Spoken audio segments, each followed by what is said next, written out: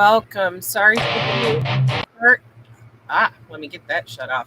Sorry for the late start, guys. We are having a little bit of technical difficulties here, but there's a bunch of us here in the studio now, and we're ready to get this reading started for today. Welcome, comrades.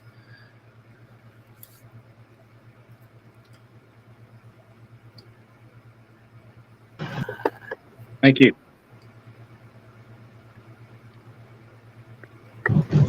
Thank Let's see, you. we got Also, Andy joining us now too. There we go. And momentarily, Shay and Gabby should be in here too. They're trying to figure the link out. uh, Shay's grabbing his laptop and we'll be in here in just a moment. Uh, shoot. Gabby says she can't join, that her browser doesn't support it. So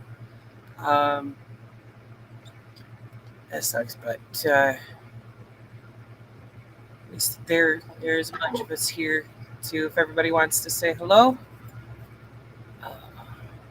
hello. This is hi.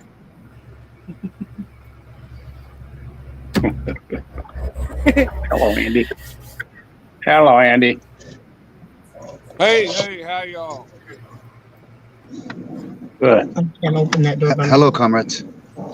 Hey, how you doing? Hey, comrades. All right. Well, since we're getting a late start, we're probably going to have to skip over the Statement of Unity today and just dive right into the book so we can get through the rest of the material today. Because this one is a bit of a long chapter. I'll go ahead and get started, and if anybody else wants to take a turn reading, just let me know. Just like in the Zoom, this does have a private chat feature down at the bottom there, where you can message me and let me know anything that you want to point out. So be good to go from there. This is chapter 36, The Last Hurrah. I'd like to fly far away from here, where my mind can be fresh and clear, and I'd find the love that I long to see. Everybody can be what they want to be. The Commodores. Zoom, 1977. Sorry, give me just a second. There we go. Comrade Shay is here. Welcome. You're just in time. How you doing, sis? Power to the people. All power, comrade. All right, good to see you. In April 1978, there seemed to be so many possibilities before me. Yet I felt constrained by my past, trapped by memories of glorious days and periods of anger and despair. Poppy asked me to come back to Seattle and work for Boeing or go back to school at the University of Washington. Unfortunately, neither of those choices held any interest for me. I had no desire to leave Oakland. I was still numb and would remain so for many years. I just wanted to find a job and work and live normally as a 28-year-old black man. After 10 years of fighting for justice, organizing, packing heat, and living as dangerously as one could in America, I was ready for a new life. My first opportunity for employment came from none other than Big Malcolm. We ran into each other on the Bay Bridge, and I followed him to his house in Daly City atop the highest hill. His dining room picture window opened onto a full view of San Francisco and the East Bay. We sat down and talked and smoked some pot, renewing our friendship. Malcolm was working as a project manager for the San Francisco Housing Authority, responsible for the contract hiring for the authority's renovation of the public housing projects. His wife, Jerry, had moved back to Alaska, leaving the kids with Malcolm. Dixon, what's going on, buddy? You finally got the fuck away from that crazy shit over there in Oakland. Malcolm was the same Malcolm I'd first met back in 1968, a man who never minced words. That's Quote, right. Huey. He said, quote, Huey's a crazy motherfucker. Yeah, it was time for me to leave, I replied. Shit was going too crazy for me. I paused for a moment thinking, this is a very sensitive time and subject for me. Say, Malcolm, can you help me with a job, I asked. Yeah, buddy, he responded. You're right on time. The housing authority is hiring for youth counselors at the Valencia Gardens in the Mission District. I was excited. That type of work seemed right up my alley, organizing and working with the future revolutionaries.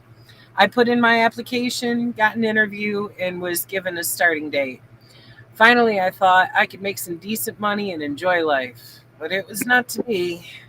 Before I could even start, the funding for the youth counseling jobs was cut due to an initiative on the ballot to roll back property taxes.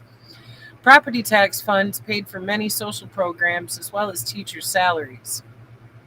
My new job was lost, as were thousands of others. This kind of property tax initiative would become a new weapon of the right for cutting social spending.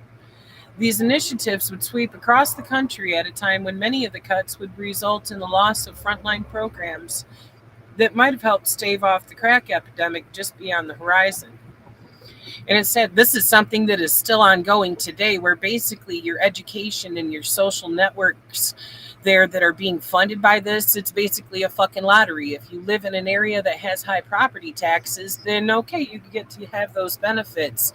And if you don't, then your community gets fucked because it's not being run in an ethical manner, you know? Sorry, random side note there, but back to the book. Um, Naturally, I was disheartened that the job didn't pan out, but I was used to such things. All was not lost. I ran into a childhood sweetheart, Carol Bushnell, who had chased after the very shy child I was in elementary school. The last time we had seen each other was back in 1971 while I was speaking at Portland State. We had a brief encounter and then lost contact. I learned from Carol that she had gotten pregnant and had a miscarriage, which surprised and shook me. Now she was married with 2 children. Her husband helped me get a job as a tour bus driver for the Lori's Tours of San Francisco. I drove a large minibus, picking up tourists at the various San Francisco hotels and depositing them at the San Francisco airport. They paid for the service and often gave me a tip. I picked up new passengers at the airport and dropped them off at designated hotels. This was the perfect job for me after all the driving I had done in the party. I did not have to report all the customers or the tips, which put some extra cash in my empty pockets. These were happy days for me, driving for lorries, as brief as they were. The San Francisco summer sun was bright, the tourists were pleasant, and I was working finally. I was feeling free. One day after work, I went into the garage to chat with Dino, a brother from Texas with a twang to his speech. He was working for the company as a mechanic. Man, I sure wish I could drive. I was driving, but my license got suspended, Dino sighed. Being the type always willing to share how I beat the system, I responded, I have a suspended license too, but they didn't check. Is that right? He asked, giving me the side eye, tilting his head. The following day, when I went into work, I was fired. My big mouth had cost me my dream job. I went into the garage to confront Dino. He caught me before I could start in. Baby boy, he said, I'm sorry about them firing you. I quit this motherfucker anyways. There we go.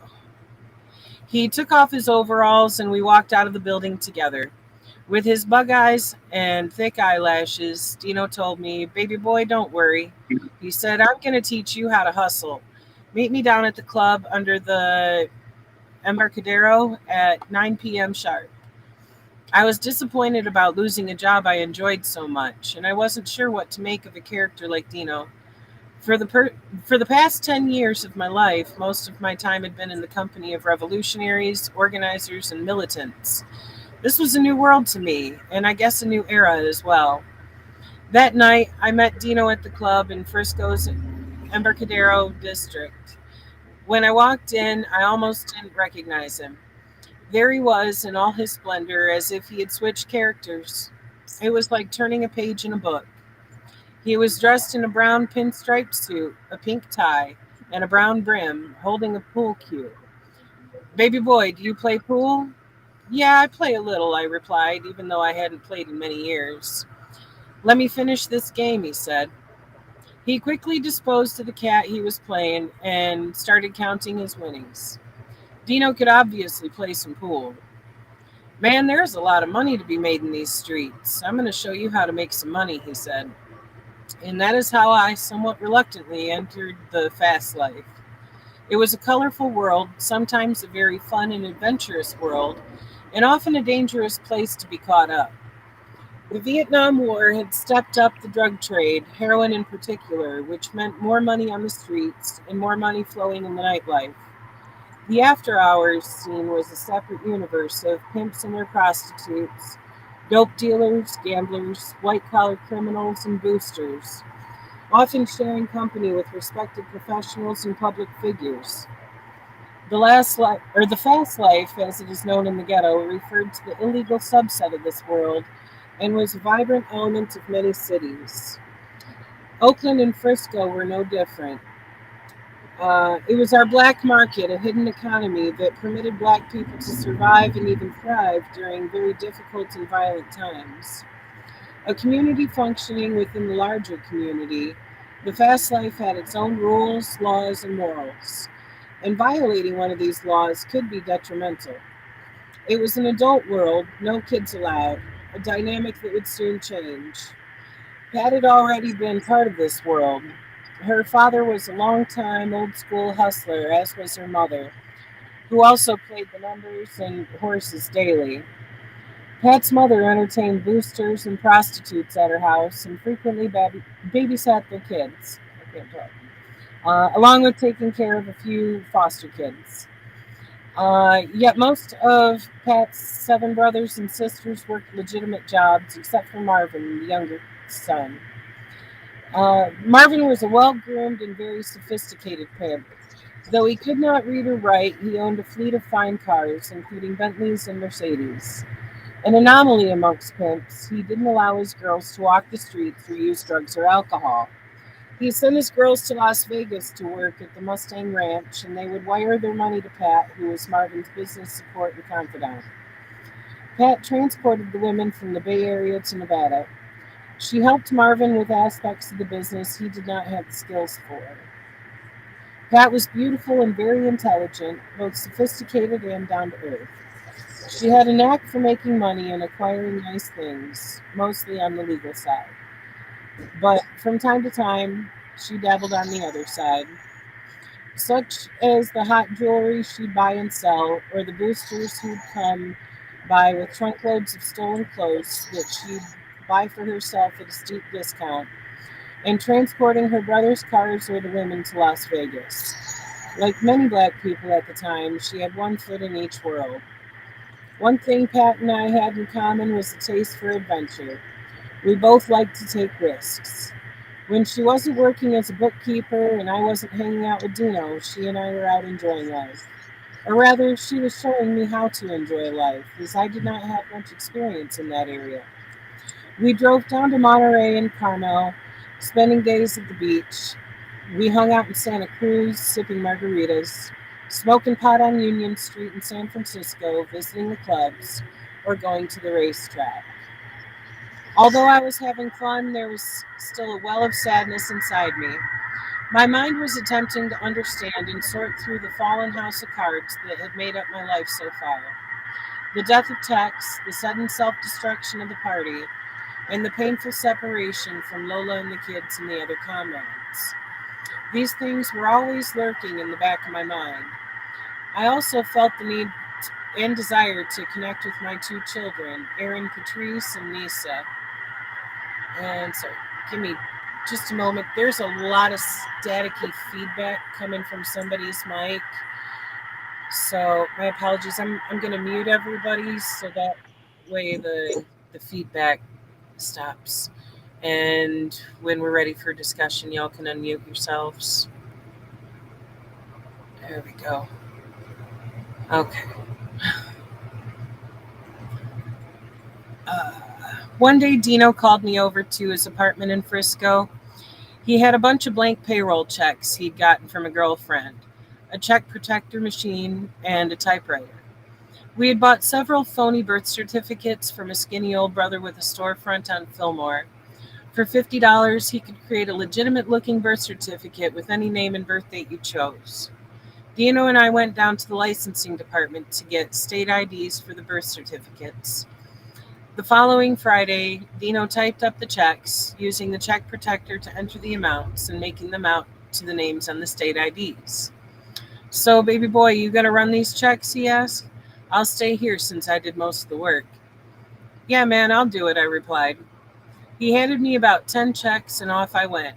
At the first 8 banks, it was a breeze. The checks ranged from $723 to $750, an average biweekly paycheck for an honest Joe. But I was no longer an honest Joe. At the last bank I entered on Pacific Street, the teller turned to the bank manager, who happened to be a tall, slender, light brown complexioned sister. Let me call the company and check this out, she said. When she turned her back to dial the phone, I quickly exited the bank. I remember laughing while running to the car to make my getaway. In my mind, I had conducted an assault on the financial symbols of the system, the banks and the corporations. But of course, these funds were not going to the people per se. Dino and I split the take and enjoyed ourselves for a few days. Late one Saturday night, Dino and I went over to Frisco to check out the late night scene. We ended up at an after hours club in Hunters Point, where I met an older sister who had spent some time in Seattle. Her name was Lydia, and we knew some people in common, hustlers of some kind. So, Aaron, what are you into? What do you do? She asked. I answered confidently, I'm in the paper game. She said, Can you cash a $37,000 check? Yeah, I can cash it, I replied, as the concept of $37,000 ran through my mind. Give me your number and I'll give you a call, she said, and then split. One morning I was lying in bed with Pat when the phone rang. It was Lydia. Meet me on the corner of Union and 24th Street in front of the bank at 11:30, she said. Okay, I'll see you there. I put on my best suit and tie, combed my afro, and left. I was a little nervous, yet more filled with daring that at times bordered on stupidity. That was the way I was, and I was not ready to change. I pulled up in front of the bank and sat in the car reading the daily paper. The door opened. It was Lydia, a large woman with a scar on her cheek. She was what you might call rough looking, but she was as real as you get. And that is often what I looked for in a person. Hey, Aaron, here's the check and ID. Go to the brother with the afro. He's working with us. Call me when you're done and get the money in the cashier's checks. Okay, I said. I casually walked into the bank and went up to the brother with the big afro as instructed. I handed him the check. He turned to the manager, who okayed the transaction, and out the door I went with $37,000 in cashier's checks. Afterward, I met up with Lydia in Burlington, a swank area outside of San Francisco. She lived in a big house in the hills with her daughter. The paper game was her chosen profession. Aside from a prison stint, seemingly she had done well for herself. My slice of the pie was $13,000. In a short time, I had gone from cashing small checks to big checks, with bigger ones yet to come. Would anybody else like to take a turn reading for a few minutes?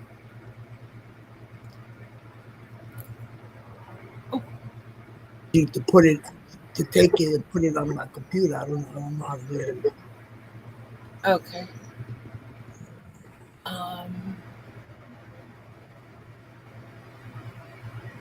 Let's see. Andrew, are you here? There you are. Oh, let me unmute you. There we go. Couldn't hear you, comrade. Okay. Oh, can you hear me now? Yep. Okay. Let's see. Where do I start? I was rapidly becoming embedded. Is that it? Yep. Okay. I was rapidly becoming embedded in this new world. The same emotional armor I had donned to protect myself as a revolutionary would be worn for this life of crime. My hanging with Dino in the club was beginning to create tension between me and Pat. Besides, I had met a young, beautiful woman out at the club, Long Island on 3rd Street. I found out that she was working for a young pimp I had seen in the after hours clubs who drove a brown Bentley. I eventually convinced her to give up prostitution and try modeling. With the money I made from the bank jobs. Hang on one second. With my MA from the bank jobs, I decided to move out on my own. I got a nice one-bedroom penthouse in Alameda near the beach. Picked up some fine furniture and bought a 1974 Spitfire convertible, a little green two-seater. I also bought a quarter pound of Coke, some cut and triple beam scale. Taking up a suggestion of Pat's, I began selling Coke in the after hours scene. I often packed a long barreled 38 in the small of my back beneath the fabric of a nice double breasted suit. In these after hours clubs, you never know whom you might run into. Sometimes it was old comrades. While doing business in an after hours club on the Visadero called the Living Room, I ran into Comrade L.S. White, Russell Washington, and Dale Roscoe. At first, I wasn't sure how I would be greeted, but their smiles put me at ease. We chatted and smoked some weed. I sold them a gram of Coke, and we parted company. At another after hours club where I was the Coke provider, I ran into Captain Dexter Woods and John Brown, both formerly of the San Francisco branch. They had sided with Eldridge during the split. I hadn't seen either of them since that day at the national headquarters on Peralta Street back in 1972, when comrades were secretly choosing sides. John Brown was still wearing the brown brim that was his signature piece. Dexter was still sporting his smooth looking afro. We greeted each other coolly yet respectfully. I was pleasantly surprised that they came to my defense when an irate customer complained about their Coke that I had sold him, becoming belligerent. It so happened that night I had not bothered to pack any heat, leaving myself defenseless. John and Dexter interceded and the matter was quashed. I was grateful to them for having my back. I had always respected them regardless of the choice they had made in 72, and I know they respected me as well. One day out of the blue, I got a call from Lola. She needed a place to stay for a couple of days and spent them curled up in a ball at the end of my king size brass bed. This was not the same Lola I had known, who had the most beautiful smile and was as sweet as a bowl of sugar. The violent death of her mentor, Sam Napier, and the death of Tex and the disintegration of the party had a devastating impact on her young mind. On top of that, Bethune had viciously assaulted her because she was hanging out with some Rastafarians. That had, I think, pushed her further over the edge. She did not talk much, nor could I coax that beautiful, disarming smile out of her. It was terribly sad to see her like this.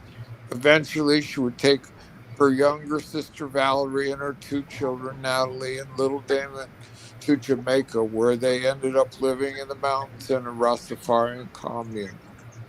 I spent less time with Dino as I accelerated forward in the fast life. A cat named Kenny Hampton rented a studio next to Pat's place. He had just gotten out of San Quentin and was a member of the Black Gorilla family. He was a crazy, grizzled looking dude, but he was fun to be around. Kenny was very buff with gray eyes and a short afro, giving him the appearance of a dangerous man. We started hanging out together, going to the gym, sometimes sharing an old English 800. At the club Long Island near Hunters Point, I met another brother named Donnie who had just gotten out of the service. He was a hothead. Soon he and his buddy, along with Kenny, started selling coke for me. The four of us uh, cased out a dope house and a bank at Union Street with the intent of robbing them, but the plan never came together. Meanwhile, Pat and I concocted a scheme to embezzle from the company she worked for as a bookkeeper, over time totaling around 35,000. We opened up a PO box and a business bank account in the name of a phony company. A friend of Pat's who worked at the bank helped us set up the account. Pat would issue checks to the phony company on the PO box, and I would deposit them in a business account. A sister who worked for a large insurance company in Marin County, gave us a check for $60,000, which we deposited in our business account, giving her a cut. Even though Pat already owned a nice Cadillac Coupe de Ville, we decided to buy a new car. She wanted a Brougham, the finest in late 70s luxury car. So we purchased a yellow custom Brougham with a Rolls Royce grill and a Continental spare mounted on the back. We also bought a safe for storing our illegal loot. The more money we made, the lazier I became. I decided to move back in with Pat. The cocaine hustle had dried up, and I didn't exactly mind. I never liked selling anything except for the Black Panther paper, and I certainly didn't like selling cocaine. Pat, however, was not going to settle for mediocrity and began to put pressure on me to bring in more money. On a trip to Los Angeles, she had met a Jamaican who professed to have bales of marijuana for sale.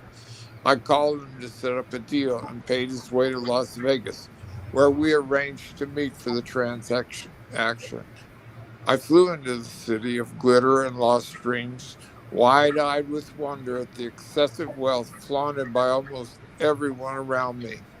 I checked into the hotel and waited for my contact to show up. He was a medium-sized, brown-skinned, average-looking brother with a slight accent, not intimidating in any way. He put me completely at ease. In the morning, I gave him $5,000 and waited for my product. It never came. I frantically checked the streets and casinos trying to track down the car who had taken off with my money. In my panic, I even thought about contacting the police. But after calming down, I realized that was not an option. Finally, I tucked my tail and returned to Oakland. The more I thought about being ripped off, the angrier I got. I was not used to being swindled. In the party, we did not let such incidents go without retribution. And so I put on my steel face, rented a Pinto, borrowed Kenny's sawed-off shotgun, took my long-barreled 38 and headed to Los Angeles to get my money back. I checked in to a hotel near the airport and began to track down my prey. After many calls, I managed to speak with a Mexican who said he had also been ripped off and would arrange for the Jamaican to meet me at a garage next to his house in East LA at 7. I arrived early and sat in the car with the sawed-off shotgun across my lap, waiting and watching. I was now a free agent, a solo operator, no longer part of a whole, no longer with the support of comrades who had vowed undying love, who were ready, willing, and able to give their lives in sacrifice for a comrade. I mulled over different scenarios. What if this were a setup? What if there were others coming? What if they were armed? In the party in such a situation, I would likely have suspended this kind of thinking and gotten on with the action. But my inner voice, the voice that helped me escape death on many other occasions, was speaking to me in a steady cadence. I sat in silence. Out of nowhere, a black cat slowly walked across the street in front of the Pinto.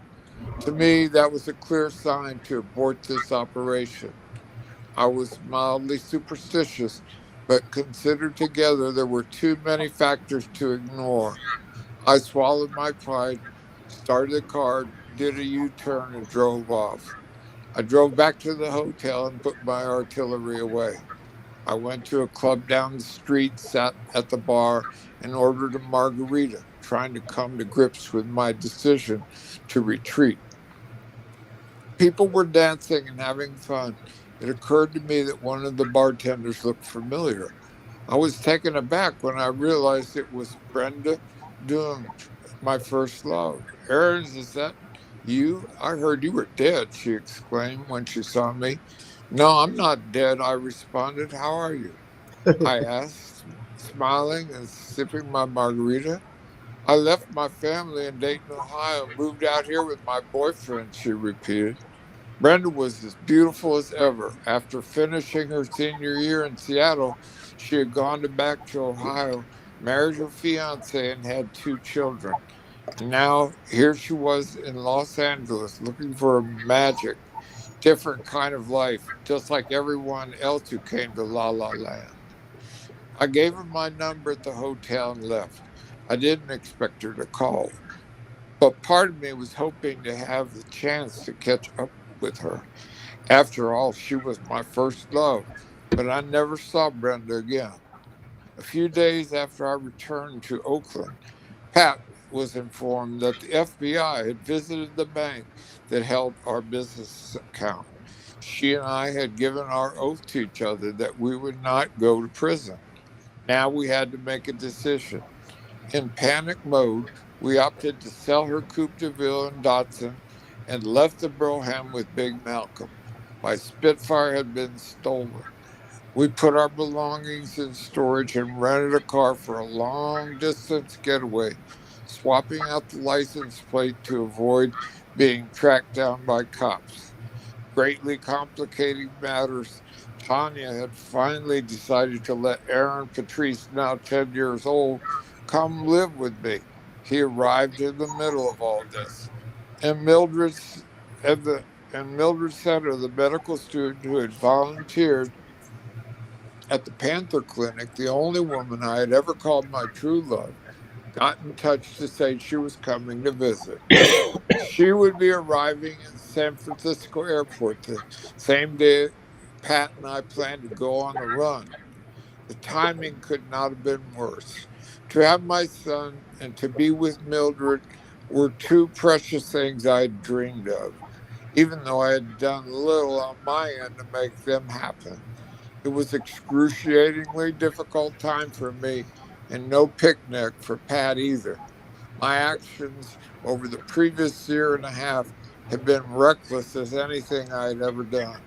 We had both gotten caught, and now we needed to figure out a way out. Regrettably, rational decision making was absent. I called Mildred with some feeble reason as to why I could not keep our special rendezvous and told Aaron we were making a trip to Texas. Pat's 4-year-old son, Patrick, also came with us. That night, as we drove away, headed towards Reno, I glimpsed the fading lights of Oakland. As the hills and glow of Oakland disappeared, I felt a burden lift. I was leaving my Black Panther memories behind. Oddly enough, I felt some degree of freedom. Being on the run can do that to you. I'm going to go ahead and switch off, let somebody else take it up. Reno, Cheyenne, Wyoming, Denver, Colorado, and Albuquerque, New Mexico all gave way to our party of runaway bandits and two kids. With Aaron Patrice and Patrick in tow, we attempted to enjoy the road trip as much as we could under the circumstances, staying in 5-star hotels, swimming in the hotel pools. On the road, I started a regimen of push-ups and sit-ups, inspired by a Sports Illustrated article about a college football phenomenon, Herschel Walker. I also started taking pantothenic acid, a B vitamin I had read was good for reducing stress. Our ultimate destination was Jamaica, where we could not be extradited for crimes committed in the United States, but we were first headed for Texas. Houston was experiencing the biggest economic boom in its history, fueled by the growth in the oil industry. People were relocating there from all over the country as well as overseas. Every day, contractors were cutting down acres of trees to make room for new housing developments. We jumped in with the flow, renting a two-bedroom apartment in Northwest Houston. Pat got a job in her undercover name, Amina Brown. I was using the name Calvin Worthington. Sadly and reluctantly, I realized that Aaron Patrice had to be sent back to Seattle. I could not ask him to live a life with his father on the run from the law. I started writing a short story about two runaway slaves heading west, a sort of parallel to what Pat and I were going through. I had not picked up a pen to write in a creative fashion for almost 10 years. The story seemed to beckon me as if a hidden voice from the past were calling out to my creative side. However, the story was cut short, as was our stay in Houston. We got word from Pat's mother that the FBI knew our location. Panicking, we put our furniture in storage in Houston and took off for Beaumont, Texas, in the southeast corner of the state, to spend a few days with Pat's cousin Evelyn. A petite, sweet Texan, 7 months pregnant, Evelyn opened her home to us while we figured out our next move. The next day, she took us on a tour of Beaumont. We tried to relax and get a feel for the town. As Evelyn drove us through the Beaumont housing projects in the rental car, the Beaumont police began to follow us.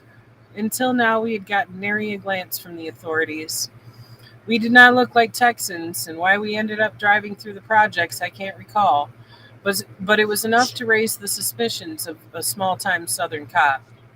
When the red lights started flashing and the short burst from the siren began screaming, we knew we were in trouble.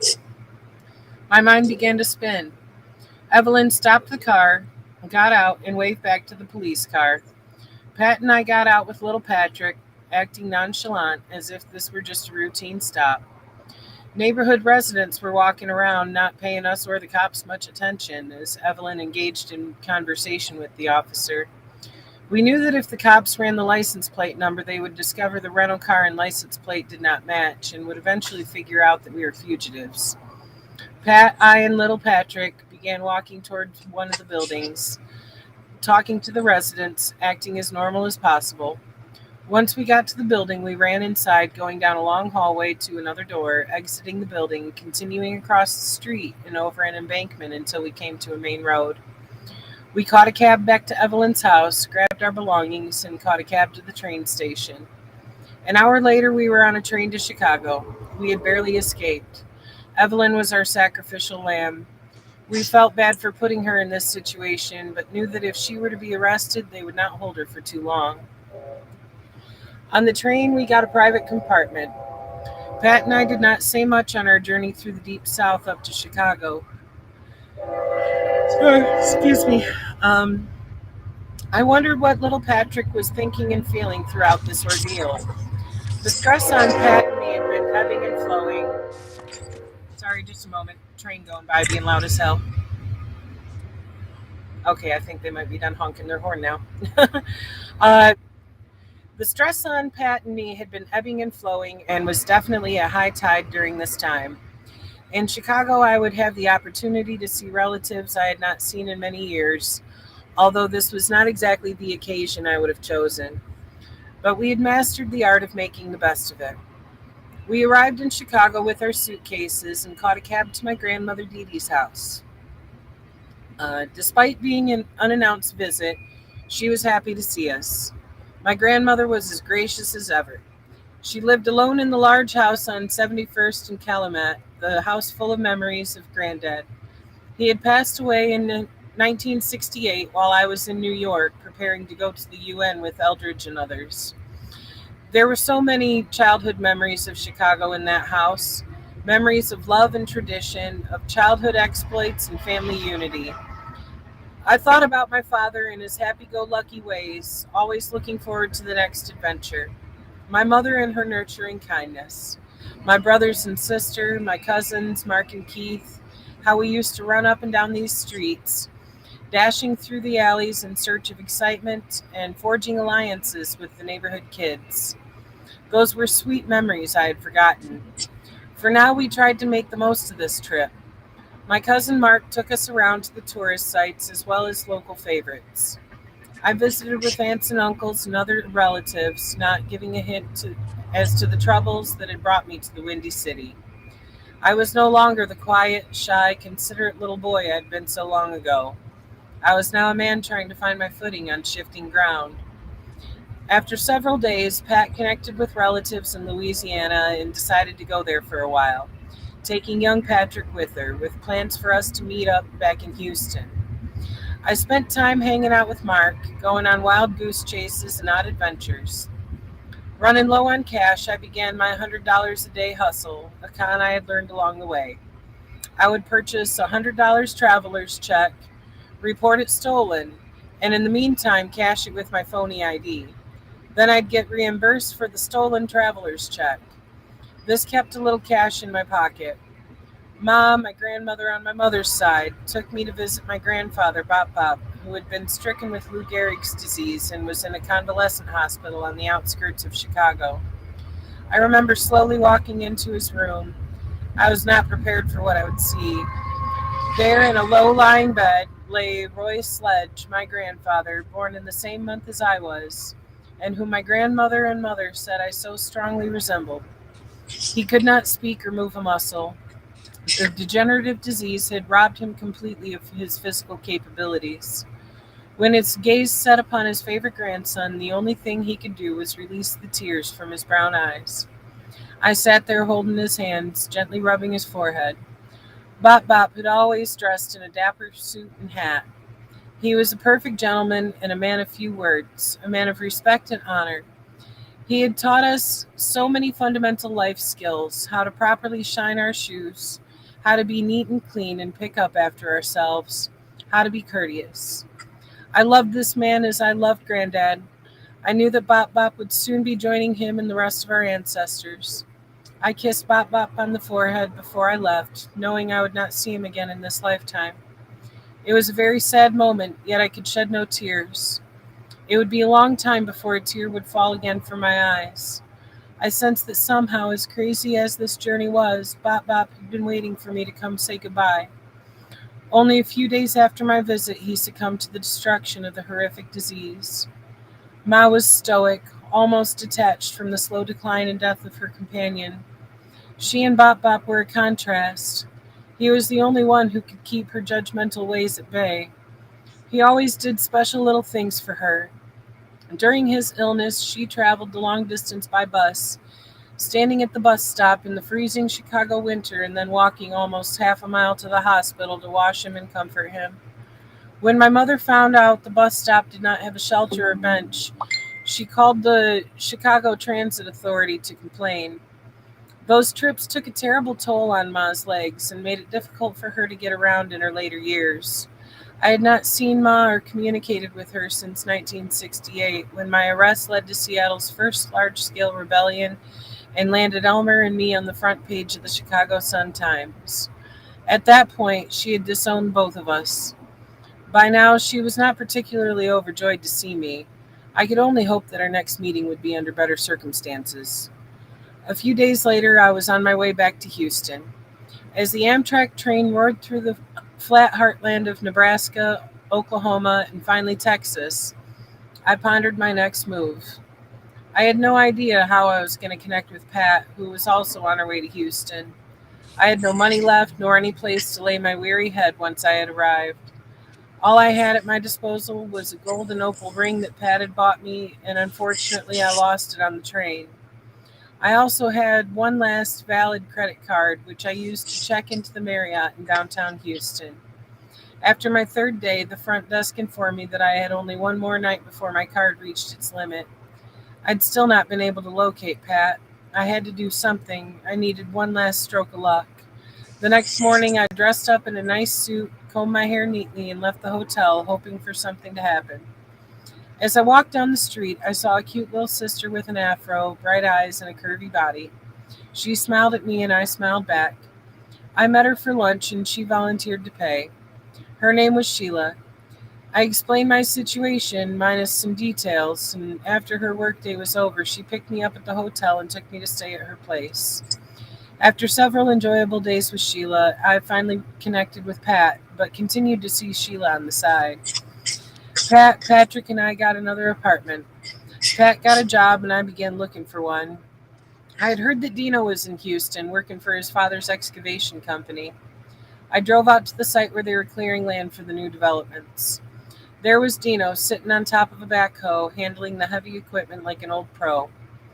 "Baby boy, how you doing?" he asked with a smile. It was good to see Dino again and see him working a legitimate job.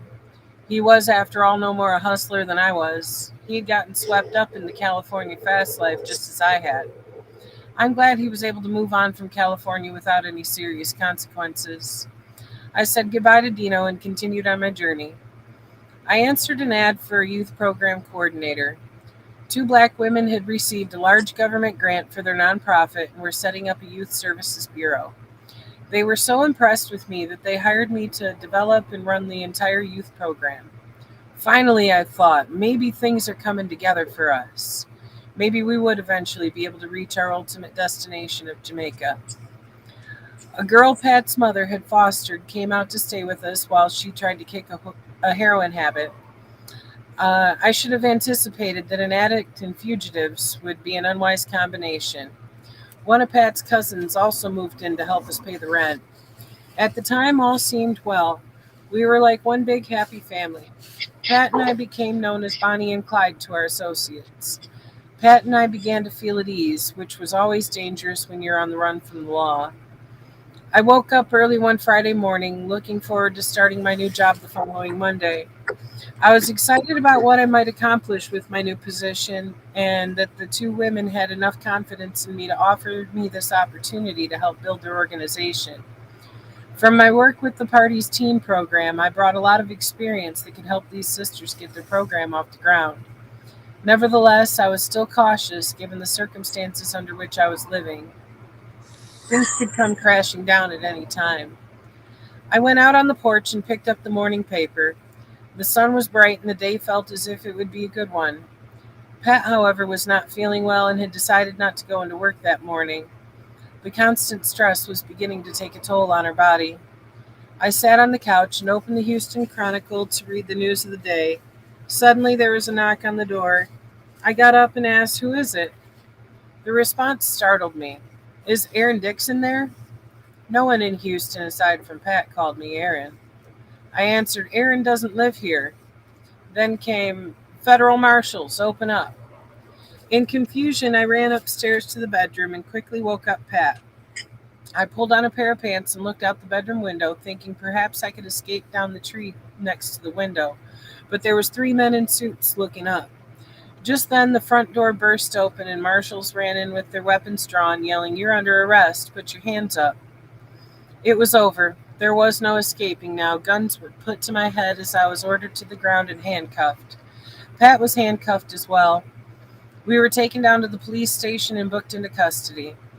I was transferred to Houston's Harris County Correctional Facility, where I was soon surrounded by Black and Latino inmates in a dark, dreary building or holding cell, and later moved to the southern tier deep within the prison. The facility looked every bit like a dungeon. The food was atrocious. I found a worm in my beans and was unable to stomach the green and yellow sausage. Ugh. I ate very little during my stay. One lone good aspect was that the facility was largely operated by the inmates. Excuse me. A common practice amongst southern prisons, which meant we rarely saw the guards. Fortunately, I had just missed the harvest of the cotton fields by the inmates. After a week in that dismal place, the federal marshals came to pick me up. I never thought I'd be glad to see the feds, but that day I was elated. Pat and I were reunited. Handcuffed and accompanied by the marshals, we boarded a plane back to the Bay Area. Pat and I said very little, just tried to comfort each other as much as possible. When the stewardess brought us dinner, we scarfed it down so quickly she brought over another plate. Finally, this journey was over. Our year-and-a-half crime spree had come to an end. Now we had to pay our debt to society and put our lives back together. One thing was certain, we were not criminals. That is to say, we did not have criminal minds. But we got caught up in the thrill of materialism and disregard for the law like so many others in the new America. I had always been an adventurous, rebellious type, and in my 10 years as a revolutionary, I'd become addicted to the adrenaline rush of danger, of barely escaping death. It had become a key part of my identity. I had been on the other side of the law for so long that it was difficult for me to re enter what seemed to me a boring way of life without danger or excitement. It would be something I would struggle with for some time. Can anyone else take a turn reading? I'll give it another shot. Okay, thank Okay. you. I would eventually have to come to grips with my past, my anger, my detachment. The end of the Black Panther Party had left a bitter taste in my mouth, as it had for many others. It would take at least a decade for the negative feelings to subside and the righteousness of what the party and its members stood for to resurface. Pat and I were sentenced to a year in prison and 5 years probation. She went to the Pleasanton Federal Correctional Institution, and I ended up at the Lompoc Federal Prison, along with John Dean, the former Nixon advisor involved in the Watergate scandal. When the dust had settled, Pat and I realized we had gone on the lam for nothing. Although over time, I began wondering if perhaps it was not for nothing. Maybe this strange journey had hidden meaning and purpose for me. Maybe it served to remind me that we must always remember and honor our ancestors, the people and places we came from. Maybe that is part of what happened to Huey. He stopped remembering. He forgot the sacrifices of our ancestors and all the others who paved the way for the emergence of the Black Panther Party. He had forgotten, as many of us did, that we set out to create a more humane world for not just Black people, but for white, brown, yellow, and red people, and for the dispossessed and oppressed wherever they reside. We were ready to give our lives and even to take lives if necessary to secure a brighter future for all humanity. We came up short. Yet the Black Panther Party's legacy is eternal. It will live on always in the hearts and minds of those who stand for the truth, of those who stand for justice and are willing to do whatever is needed to create the world we all deserve to live in, a world free of poverty, hunger, greed, fear, and hate, a world full of love and abundance.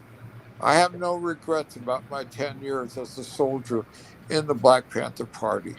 In the end, it is the memories that make life worth living, particularly the good memories. My memories of Huey P. Newton are of a young, rebellious, brave, captivating, eloquent genius who ignited a flame that will never die. My memories of the Black Panther Party are of men and women rising in unison to carry that flame, taking up a position of defiance, of sacrifice, and of undying love, infused with passion and determination to write a bold new future for Black America. That eternal beacon will shine on, lighting the way for future generations and illuminating the past, helping us remember a time when the possibilities for humanity were endless. Okay, I guess we're at the end. And Yep. yeah, And there's a little footnote here where he says that My People Are Rising is dedicated to the memory of my father and all the fallen comrades of the Black Panther Party. For a slave of natural death who dies can't balance out to two dead flies. Apprentice Bunchy Carter, Black Mother. And it says below that, may our collective conscience free Mumia Abu Jamal, Chip Fitzgerald, Leonard Peltier, and the many other U.S. political prisoners, including Sundiata Acoli, Herman Bell, Anthony Jaleel Bottom Veronza Bowers, Marshall Eddie Conway, Mondo Wilaga, David Rice, Rochelle Cinque, Maggie Kwaku Odinga, Hugo Pinell, Ed Poindexter, Russell Schultz, Herman Wallace, Albert Woodfox, and many others. For information on how to help, please visit the website of the Jericho Movement, www.thejerichomovement.com. And let's see if I can blow this up. There's a photo there. Hold up. Of Aaron. Well, it's not showing that very well because the screen's too bright, but there's a more updated photo of Aaron there at the end. I'm going to go ahead and unmute everybody so we can start the discussion. All right. Thoughts? What's the noise? Wow. My train is about 2 miles away. Yeah. You know, I don't even hear my train. Yeah, this one's about 100 feet away. So Yeah. it's loud Well, as shit. well, I don't know. So that depends on the train. But anyway, I just wanted to say something in reference to a portion you read about drugs and stuff. In the Corona Queens in chapter in New York, there used to be a few addicts that were in the party, and one of them, his name was B.J. Johnson, and he was known as Big Dollar because he used to sell drugs and use it at the same time. So he was never going anywhere as far as money was concerned. But some of the Panthers got him, took him under their wings and took him into a cellar and kept him there and was providing food and giving him lemon and tea, to kick the habit of heroin addict, and he did. Eventually he did. And it worked for him, and it worked for a lot of other addicts that came into the party in New York. That's how they were able to kick their habits, man, because the Panthers contributed in helping people kick their habits. And that's one thing that a lot of people don't know about the Panthers, man. The Panthers did a lot of things, a lot of contributions, but one of the main contributions during the 60s, during the 70s, it was a drug scene going on in New York, period. I can't talk about other states, but I could talk about New York.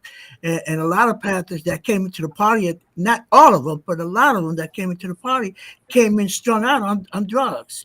And the Panthers were able to take care of that and help them overcome and kick their habit.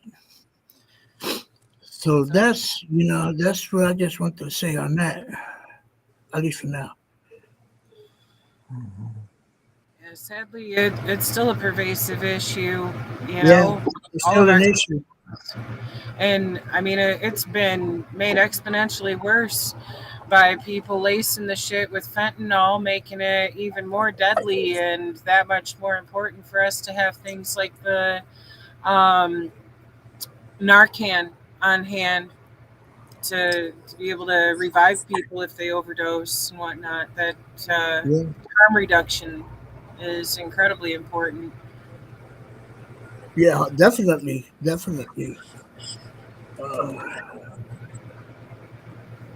So how many people are there? See, this is a screen that I'm trying to remember. I love the screen, but there's not too. It's not like the other one where you see practically everybody in it. Right. This one, once somebody pops their camera off, it drops them off the screen, but the others are still with us. Sister Anna was trying to get in. Sister Anna was trying to get in, and I was on my cellular telling her, man, to send you a message, and that you would show her how to get in. But apparently, I don't know what happened. Yeah, she tried, but for some reason, Restream's not working with her phone, and she doesn't have another device on hand to be able to log in with. Oh, But oh. on Friday we'll be able to make use of the Zoom room, so that way everybody can partake, whether they have a phone or other devices or whatnot. I feel, somewhat. I feel, like hurt because I mean, I wish I had the technology of trying to get the access to the book and bring it to the coalition, because like Brother Lobo, I don't know, he used to do the, I think, Sunday groups, and I don't know what happened. He had a job, he had a new job, he had to go, he just couldn't do it. But he used to put he used to put the the page or the chapter on here, and we'll be able to see it and read it, but I don't know. Yeah, I don't have the file on my I know, laptop, I only know. on my phone, so I can't Yeah, screen share it. yeah, Yeah, I understand that. yeah, I'm not sure how to transfer that over when I'm pulling it up in Signal. Well, I don't either. I don't even know how to get it from one section and put it in another. I'm not technically that intelligent. For the Now, next, I'd like to say something about, if I could, absolutely. about the drug situation and how it actually came into, the north side of Chicago. And back in the 60s, people were, if you had a beef with somebody, you go fight it out. I mean, Yeah. That's the way you'd settle it. And then in about 1968, the syndicate mafia got involved, and they started bringing in drugs and getting gang members and cops selling these drugs and getting people hooked. And pretty much the same way in the black community and the brown community. And the thing about all the behavior changed on the street. People were no longer protecting each other like they used to, because of the money that the drugs were bringing in, and people getting hooked on these drugs. And you either got in with the right group and tried to make friends with the other groups, or you're in trouble. And I could see that in some of what Brother Aaron was talking about. Talking about these people and getting involved in all the drugs, and some of them were making a pretty good dollar on it, because what we used to do, we used to sell cigarettes. We'd run over the border to Indiana, get a bunch of cigarettes because of the taxes. They're a lot cheaper. Or had somebody rip whatever, we'd rip them off, and then we'd come over and sell them. That's how we made our money a lot before drugs came in. And then of course there's marijuana was always around, but and even whiskey, stolen whiskey. I knew people that would rip off these semis full of booze, and sell that. And uh-oh.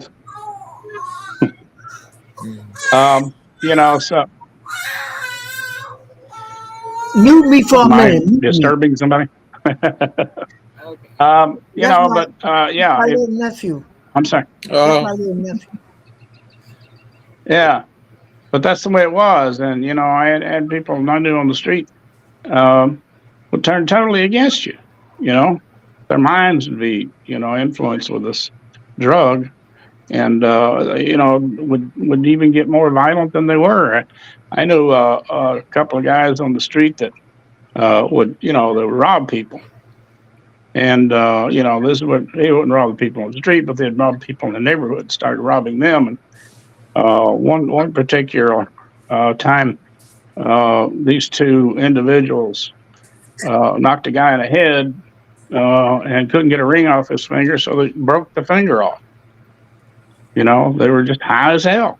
Oh, So it changed the whole behavior on the street. And you had the cops selling the shit too. And I know myself, some particular leader that would find a bag of cocaine on his doorstep every week, and he got hooked on coke, and that's how they were doing it too. Um, so it was really, really dangerous because they started dumping guns. The syndicate and the cops dumping guns into the street people and the gangs, whoever the gangs may be, and they just became violent. And there were very few people that were willing to try to break out of that, that cycle, and try to do something for the community. Because I knew people that had a brilliant mind, and a couple of years later they can barely think, because they had turned to these drugs, and that was a weapon. That was a weapon that the system used on people, on poor people, to keep them down, and to keep the movement down. I would think that the movement would be a lot stronger if it wasn't for drugs. Recreational drugs, okay. I mean, you take acid or something like that, mescaline or something like that, but you get into hardcore shit like heroin and that kind of stuff, and you're stuck, and you're gonna get it any way you can, even if it's at the expense of yourself or your family. So Yep. it was hard. Mm-hmm. And that's why I'd much rather be out there, cashing those bad checks and things like that, and ripping off the system than to be getting people hooked on this shit. But that's what they do. That's the way they do it, and that's what they're doing now too. I mean, the system, the capitalist system's getting people hooked on this stuff all the time.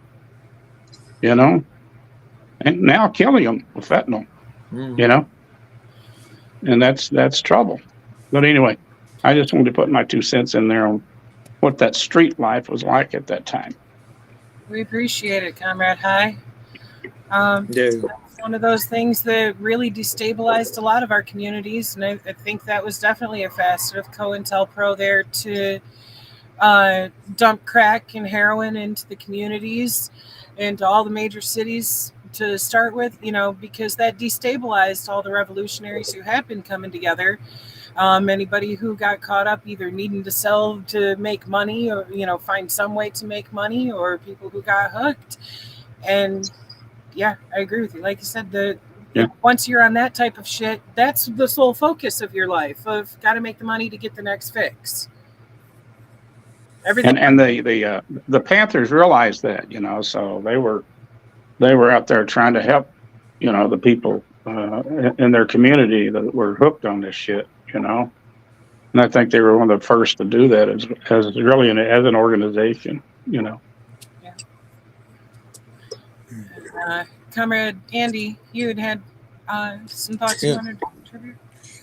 Yeah, I think that it's really, again, it's really an important book. I think we all recognize that this is real valuable because it shows warts and all. I mean, he's very honest to a fault. I mean, like you come into these movements, like this movement that we got going today, and with certain understandings and stuff like that, but you also come in sort of naive about the way things are going to go down, or the way things they potentially could go down. So you have in your mind, maybe you have her heroes, and then you get disoriented when it all goes to crap.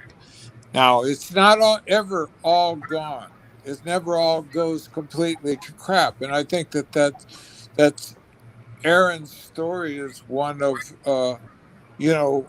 something that was highly honorable and idealistic, and then turned as the situation changed, as the material conditions changed, and that changed for a lot of people. I know it changed when they killed Fred Hampton in Chicago. It split everything wide apart, and people went all sorts of different directions. And not all the ones that come back around are all worthwhile today. There's, I mean, the thing about I want to say one thing about the drug thing. It's basically a tool for the bourgeoisie to disorient and rid themselves of a working class that they don't really need. You know, like when I lived in California and worked in factories here, uh, all the factories had abundance of heroin addicts in the factories. You know, they weren't political. They didn't cause shit. They were just killing themselves, and that was fine with the system. That was fine with the bosses. There was always some other, you know, socially broken person who they could pick up off the street and get to do the little menial tasks that they wanted to do. I mean, there is not only is there not a lot of room at the top, there ain't even a lot of room in the skilled section of the working class. They don't they had when they brought all the people from Texas, Louisiana, uh, out to California, they needed them for the the war effort. That's when a great number of people moved there. Chicago. They came for because there was huge numbers of jobs here, huge numbers of jobs. People they had to be pricks to the people in Chicago to prevent all the people in Mississippi from coming up here. I mean, it was like way better. Muddy Waters said, "Well, fuck it. I was living in a slave plantation basically, and Chicago looked like a pretty good fucking deal to me." So that's what drove people. Now, once they got here, they had more than they knew what to do with, and they everything about drugs is going to is a trick bag that will be used against you. I belong to an organization that um, officially no drugs were allowed. If you were doing any drugs, it was verboten. You know, you got in trouble, and you eventually got expelled if you wouldn't quit it. So, um, but that's well, you could say, well, that was because drugs were illegal then. Yeah, that is true. That jeopardized any time you brought some drugs into a party house or into an organization's turf. You run the risk of getting everybody kicked out. Well, that's the way they run this Chicago Housing Authority. If your grandmother lets you stay there and you're doing crack or something, it kick grandma and you out. So they have us over a barrel, and we're under the illusion that we can have productive meetings with drugs, or we can have a productive program that allows for everybody to do their own thing. I don't think so. I think that the forces of fascism are going to discipline us or eliminate us. We're either going to get our heads screwed on straight, or we're going to fail. That's as simple as that. And as long as we have a come see, come some liberal attitude towards these drugs that are infesting our communities, we're going to fail. Right. That's something that we do definitely have to keep an eye out for. The if there's a comrade in need of some help with recovery, to get them whatever help and resources they need to do that, because so long as somebody's on hard drugs, it renders them politically impotent. Mm. Uh, Yeah. Comrade, Yeah, but I'm talking about a laissez-faire attitude towards drugs, and I openly say I do cannabis because of pain, arthritis, all that kind of shit. So okay, I got an excuse, but I'm saying that all all drugs that were being provided easily. Now I can buy it in the store in Chicago. You might not live in a state where it's so liberal, but there's if I'm um, loaded on cannabis, I'm not going to be effective to write a good article or attend a good meeting. I can't tell you how many meetings I've set up with people who like to get high and they totally miss the fucking meeting, or they they lose directions that I explicitly give them. I text them the fucking directions, set the time, and they show up, if at all, late and loaded. So late and loaded ain't gonna cut it, everybody. I'll tell you that right now. Comrade Shay, I've seen you raise your hand a moment ago. You have Yeah, I thoughts? say this. The bottom line is this: if you're not part of the cartel, then you're not in. To me, drugs is what drugs. When I came home from the prison, I was totally against drugs, and yet I used to go to meetings, in different organizations like the Nationalist Party, some old young laws. We used to all get together, and some Panthers, and I used to also work with an organization called the Midnight Special, and all these meetings that I used to go to, people be up there.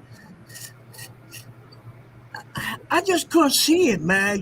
Because I was very strict. I came out of a prison very disciplined, and ready for war.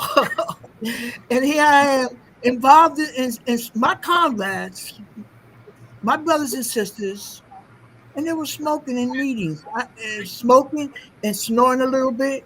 I just couldn't stand that. So I got away for a while, man. I got away from people, man, but then again, that attracted me as much. Just as much as I got away, I was attracted back into that because those are my blood, those are my families, And so I just, I got caught up in the mix of drugs too, But I say this: we don't make it. We don't make it. We don't make drugs. The system makes the drugs, and the system transported from various parts of the world over here to the United States. And here we get caught up in. I'm sorry, the words, the bullshit. We get caught up in all these, and the system wants us that way. The system designed it for that purpose.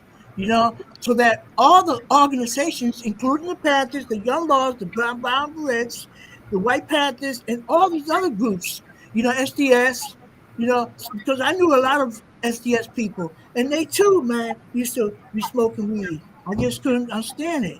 I really couldn't, But the system really got us, man. That's what happened. The system took a grip, To me, it was a COINTELPRO tactic. Yeah. It was a COINTELPRO tactic. It's just like a baby. You take it. As a matter of fact, you take $1, you put it in, you tie up the dollar, you throw it in the street, and you watch to see who's going to take it. And somebody's going to look at that dollar in the street and going to try to go for it, not knowing that behind that dollar there's a string. That's the system, man. So eventually I just said, "Oh, I'm giving it all up." And I have in the last 30 years, I don't smoke. Well, I drink a little bit from time to time now, but it's not crazy. And I don't drug. I don't use no drugs.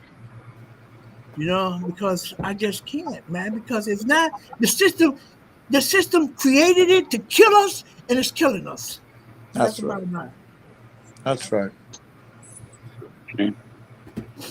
Honestly, I'm going to have to go, guys. I'm sorry, but I got something going on here. Okay. okay. Hi. Be careful. People, Thanks. For joining us. brother. Be good. All power.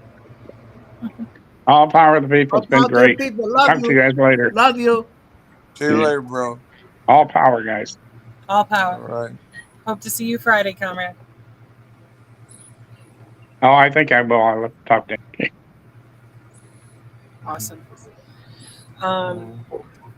Yeah, like when it comes down to it, the things that we are dealing with right now, with even healthcare being inaccessible to most of us and completely unaffordable, as well as our supply chains being diminished.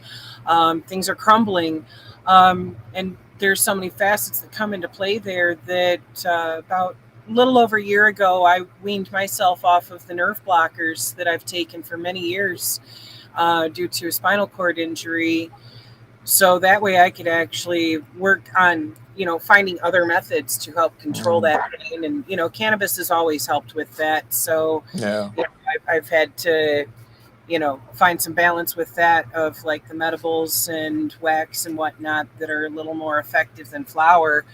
But I've said fuck it on even the pharmaceutical tips because I don't know if I can count on that.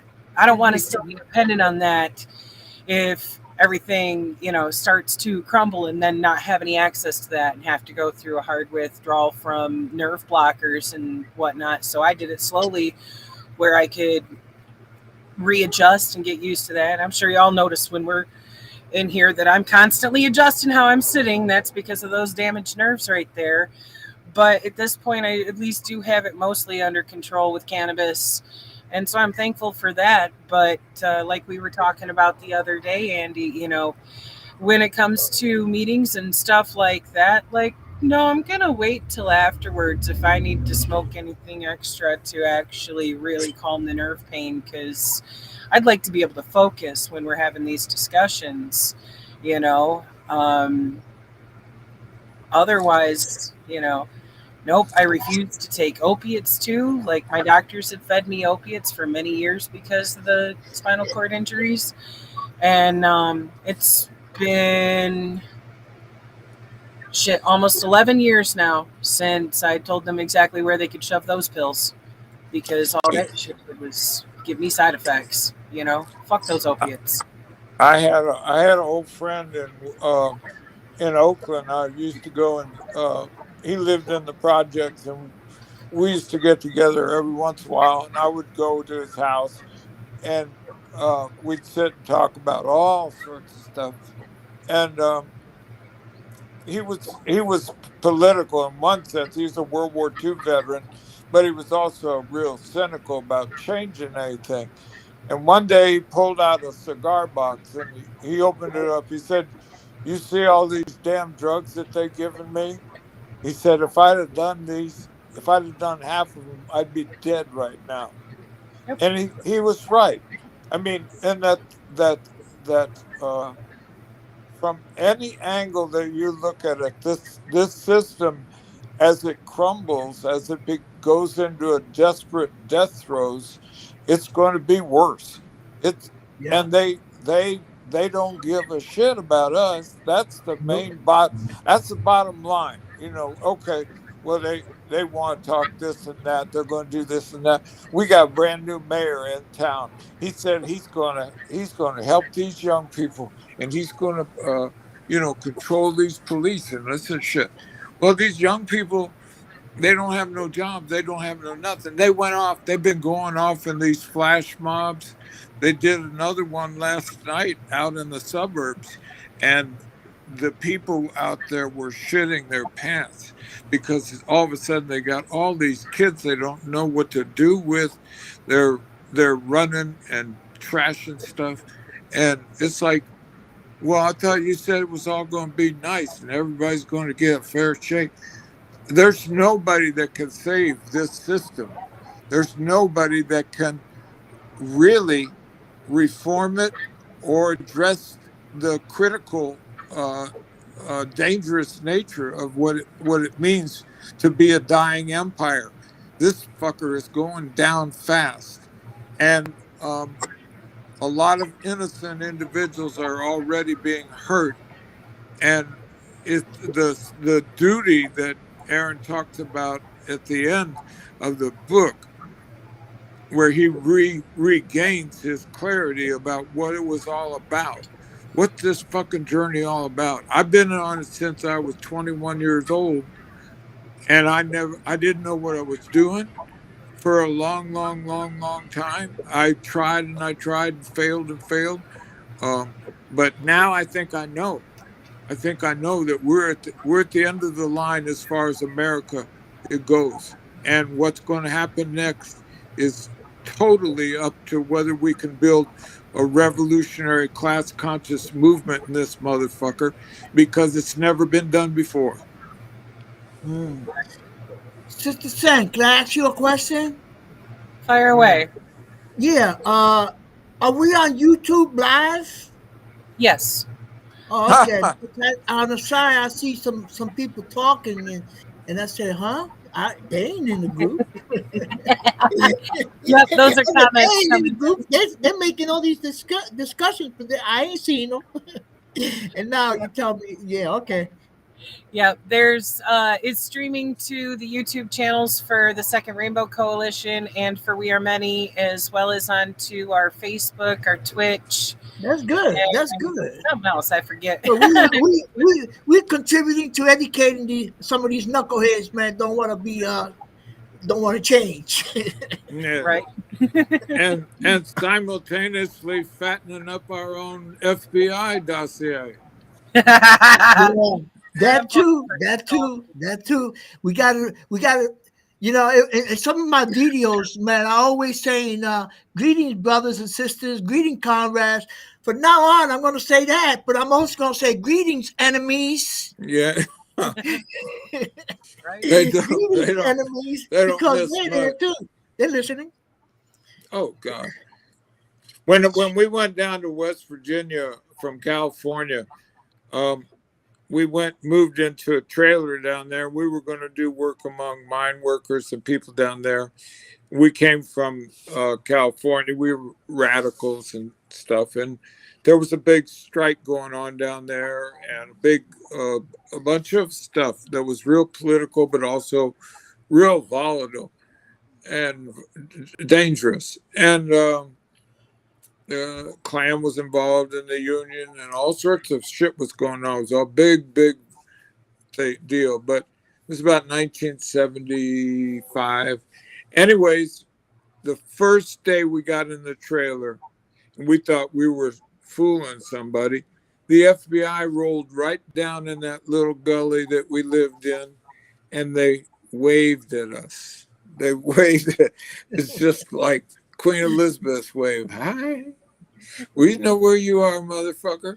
And I was like, God damn. Well, well, you should have known better. If you thought they were getting uh, escaping them before, and you were so clever, you ought to know by now. Your safety does not depend on being secret squirrel. Julian Assange proves that.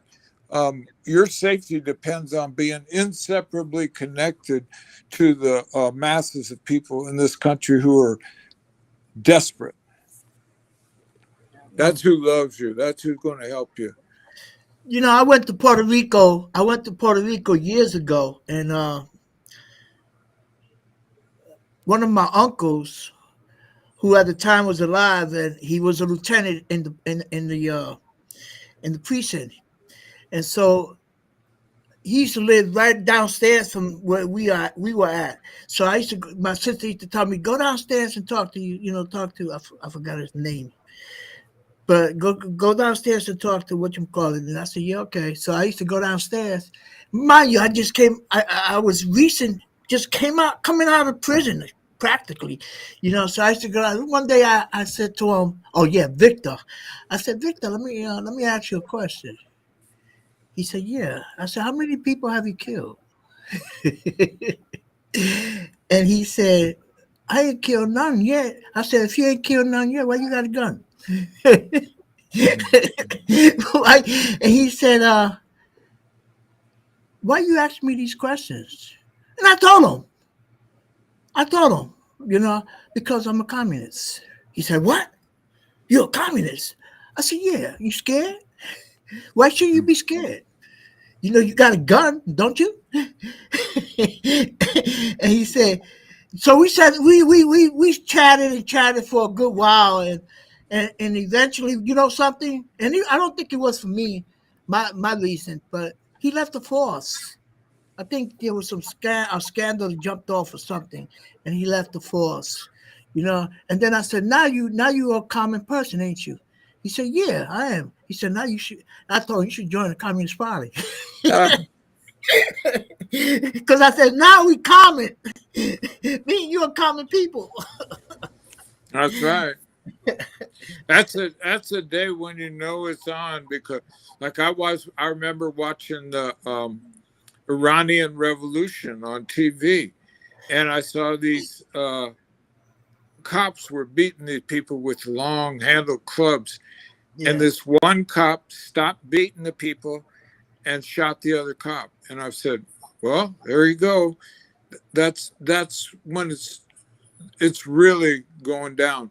There's a lot of cops in Chicago that, as as bad as we generally make them out to be, there's a lot of them that are not going to be willing to attack the class that they came from.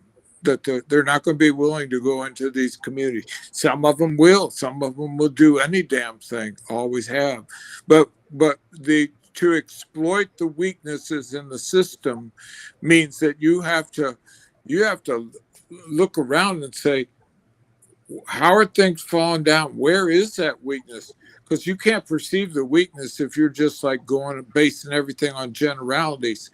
Sometimes, like in prisons in Germany, I've read about it, and they would exploit the guards. Some of the guards were a little bit more sympathetic or a little less willing to carry out this shit, and they would exploit that. The communists or revolutionaries inside the prison would say, we can work on Fritz over here. He came from Berlin. He has a better attitude or whatever.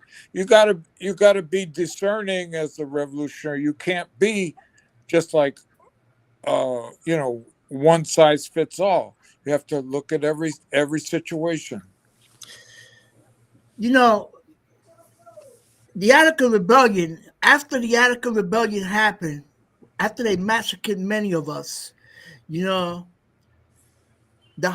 hostages, some of the hostages, like I think it was like about 10 hostages. Well, practically all the hostages, quite as quiet as kept. They went to support us. They began to support us. You know why?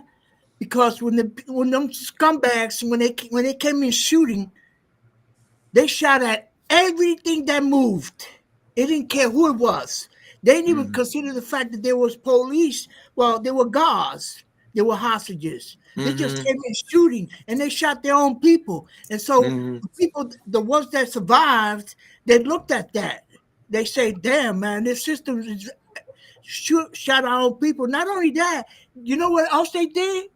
They manipulated the people that was the survivors, and they made them sign checks, because they were asking for, just like what we were asking for, some money. And so they signed checks over to the families, and the checks, they signed some papers, and on them papers, it was stated that they could not sue the state. Ain't that a kick? They didn't even know it until after everything was said and done.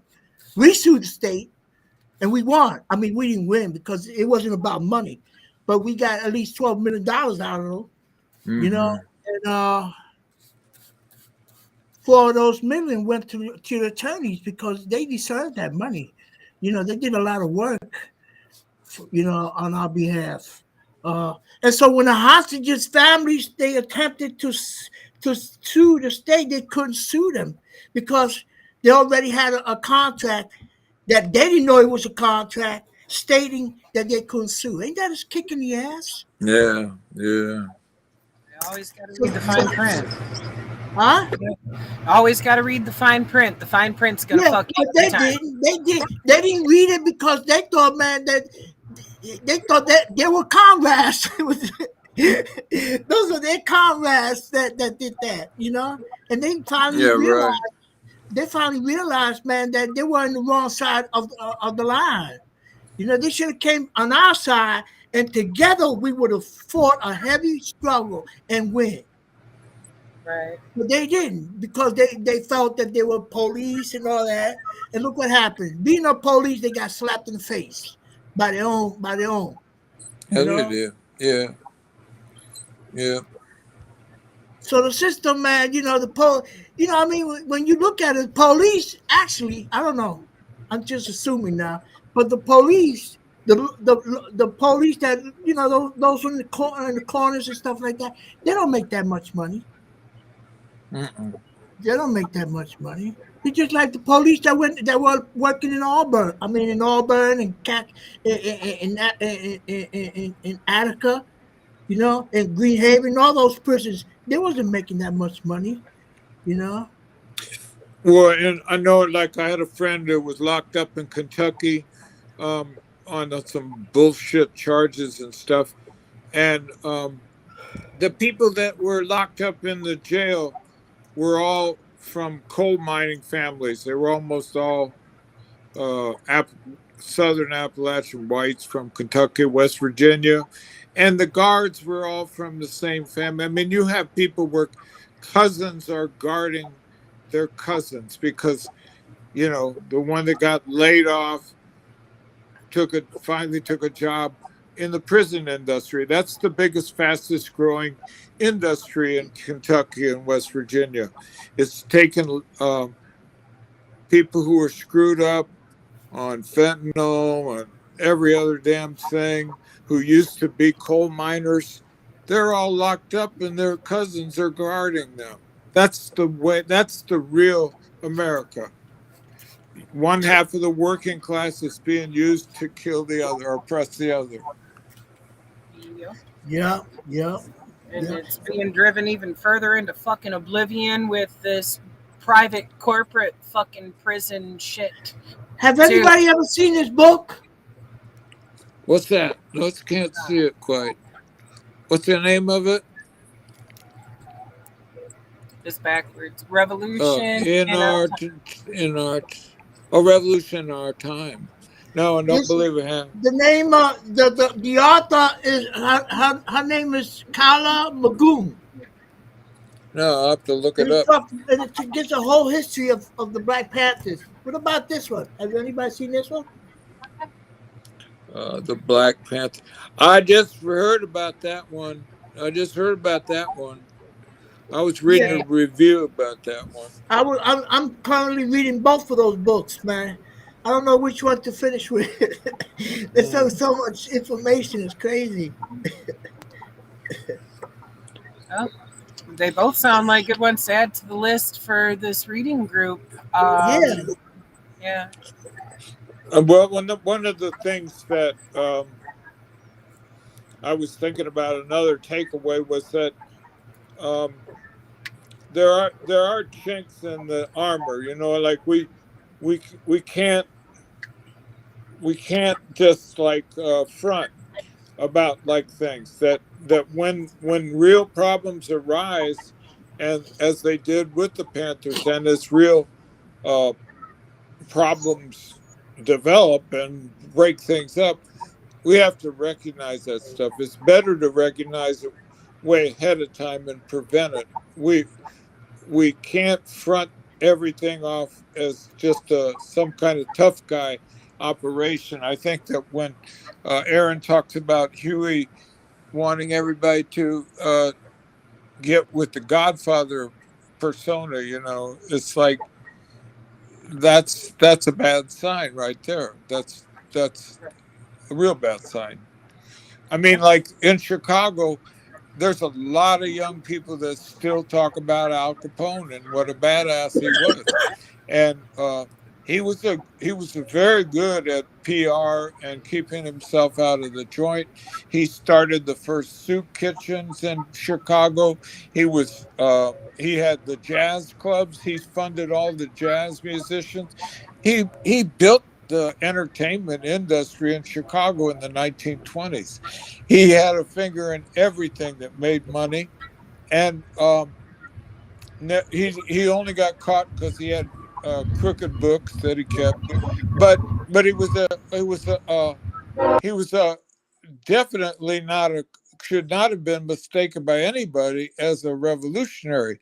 He said openly, I've got a quote, I could dig it out and read it to you, but he said he didn't understand why they were picking on him because he was a capitalist just like them. He thought that what are you fucking Bolsheviks? I'm not a communist. I'm a capitalist just like you. You know, Al Capone was pretty clear. He was a racketeer with no nice polite society to protect him. But see, when you start mistaking some badass tough guy for a revolutionary, you're making a critical, fatal mistake. Yep. And speaking of the mafia, they ran Cuba. They had Cuba right in their palm of their hand. 100%. And when the revolution jumped off, man, and Castro and his group came in, the People's Army, let me say it like that. The People's Army, when they came in, most of the mafia's they disappeared. Right away. They disappeared. And what was his name? The president of Cuba. Oh God. Batista. Yeah, Batista. He tried to take all the money out the banks. Yeah. He took a lot of money out, millions and millions of dollars. And guess where he went first and foremost? He went to Dominican Republic. Isn't that a kick in the ass? Yeah. And Batista and Trujillo, that was a dictator in the Dominican Republic, they were in cahoots with each other. Oh yeah. They were in cahoots. And John F. Kennedy was involved in that too, because he allowed a lot of stuff to jump off, man. And the reason why John F. Kennedy went, he got so hard on the Bay of Pigs was because the Bay of Pigs that was designed with the CIA involved, they blew. They blew their coup. They wasn't able to be successful, and so a lot of them got arrested, and some of them got killed, and that really was a blow for the CIA and John F. Kennedy, who sent the CIA out there to do it. He regretted it too. I know. I read something about how the mafias, man, how they used to live off fly. I mean, high off the hog, man. When they used to go to Cuba, man, like smoking these big cigars and stuff, man. And meanwhile, people would, poor people were starving in the streets, and here these assholes, man, living high off the hog in Cuba. It's just like right now, a lot of people, a lot of these capitalists go to the Dominican Republic and they do the same thing they were doing in Cuba, just like they do it. Well, they couldn't. Now they get scared because Venezuela's involved, and what is that other Latin American country? Nicaragua. Nicaragua's involved, so they don't know what to do, They don't know, but you hit it on the head. They're going down so fast that it's crazy, and they don't know what to do with themselves. I know. Nothing seems to be working right. Well, how about they go to hell? How about that? Yeah, that's it. They're going to go to hell. They're going to definitely go to hell. Well, I'm think I'm going to have to check out, guys. Okay. I've enjoyed this book. I'll probably want to keep going back over it and referring to it, and looking forward to our next study as well. And looking forward, it's really going to be great if to be able to interact with Aaron on Friday. Really. I hope that. Well, maybe it doesn't matter. I'll be there. I'll be there on Friday. I thought I went and I thought I lived through some shit till I met Che and read Aaron's book. I thought I'd gone through some shit. You have. It's your experience, brother. It's your Ah, experience. Your experience is just as bad as mine. You know, and Zen. All our experiences, put all our experiences together, we rich. that's right. That's right. That's right. Amen. Okay, so Zen, you gonna close us out? Yep. I'm looking forward to meeting Aaron on Friday too, and hopefully Friday we'll be able to get that Zoom link rolling, and for everybody to be able to join us too. So yeah, looking forward to that. That's going to be awesome to get to talk with him and discuss everything from this book. Right on. Well, I know that Friday's gonna be jam packed. Yeah, right. It's I gonna be won't a be able whole to lot of talk people. at Well, that's all. good. I like to see all these comrades come together, man. That's it's about unity, man. Yeah. Absolutely. Right. That's what it's all about. And Yes, Right. I've been kicking the poster around and stuff too to let as many 2RC comrades know to join us on Friday for that conversation. So hopefully, I'm gonna do the same. I'm gonna do the same with some people on my Facebook and see what's happening, man. You know, no problem. get a nice big roundtable discussion going on Friday. It'll be nice. All right. Okay, Yeah. power to the people. All power. People. Good Y'all have night. a good night. Good night, comrades.